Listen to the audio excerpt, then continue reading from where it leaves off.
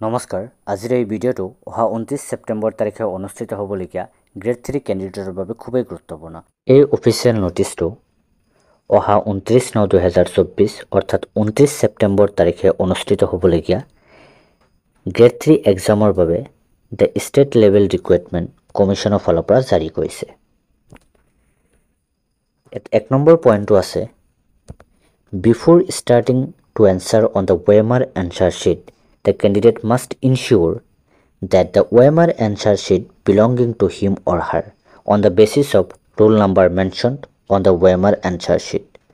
অৰ্থাৎ আপোনাক যিখন OMR answer sheet দিব সেই OMR answer sheetখন আপোনাৰ হয় নে নহয় on the roll number basis check কৰিব পাৰিব আৰু সেইটো চেক কৰি লোৱা ভাল। 2 নম্বৰ পইণ্টত কৈছে candidate are advised to verify the location to the examination venue a day in advance so that they do not face any problem on the day of examination. অৰ্থাৎ আপোনালোকক যি এক্সাম চেণ্টাৰ পৰিব সেই exam চেণ্টাৰটো আগতে check কৰি ল'ব যাতে পৰীক্ষাৰ দিনা আপোনালোকে কোনো ধৰণৰ প্ৰব্লেম ফেচ নকৰে। Candidate are directed to report at least 1.5 hours before. অৰ্থাৎ আপোনালোকে কি কৰিব লাগিব অতি কমে 1.5 ঘণ্টা আগত এক্সাম চেণ্টাৰত যাই পাব লাগিব। 3 নম্বৰ পইণ্টত কৈছে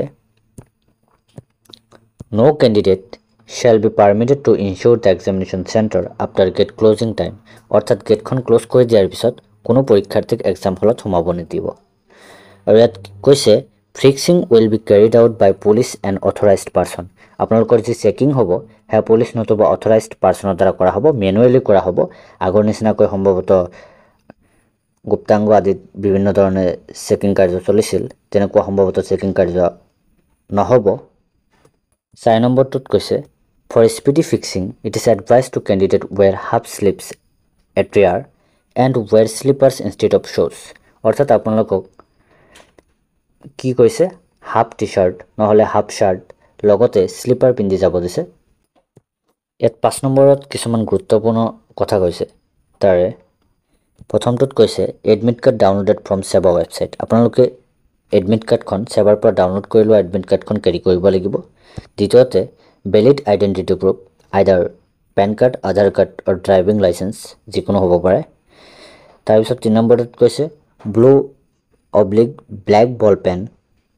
আপোনালোকে লগত ব্লু নহ'লে কলম ব্লেক কলম লৈ যাব পাৰিব। লগতে কি থাকিব পাৰিব plastic cards like credit card debit cards and minimum amount of cash থাকিব পাৰিব। তাৰপিছত কোনোবা যদি PWD চাৰ্টিফিকেট আছে সেয়াও লগত লৈ যাব পাৰিব। 5টোত কৈছে ট্ৰেন্সপাৰেণ্ট পাৰ্চনেল ৱাটাৰ বটল। আপোনালোকে কি কৰিব পাৰিব ৱাটাৰ বটল লৈ যাব পাৰিব, কিন্তু সেই ৱাটাৰ বটলখন উইদাউট লেবেলছ হ'ব লাগিব। অৰ্থাৎ সেই ক্লিয়াৰলি ভিজিবল হ'ব লাগিব যে ভিতৰত পানী আছে নে বেলেগ কিবা আছে। তাৰপিছত 6 নম্বৰত কৈছে candidates will be allowed to take দিয়াৰ কুৱেশ্যন বুকলেটছ। এইটো এটা ডাঙৰ কথা কৈছে। আগৰ এক্সামবোৰত আপোনালোকক কি কৰিছে কুৱেশ্যন বুকলেটত আনিব দিয়া নাছিল, কিন্তু এই এক্সামটোত আপোনালোকক কি কৰিব কুৱেশ্যন বুকলেটখন আনিব দিব।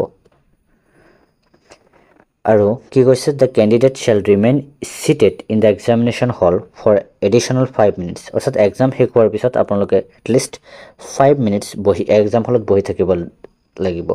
Once the invigilator has verified receipt of OMR answer sheet and is satisfied. যেতিয়ালৈকে আপোনালোকে কি কৰে ইনভিজিলেটৰে আপোনালোকৰ OMR শ্বীটখন হাতত লৈ নলয়।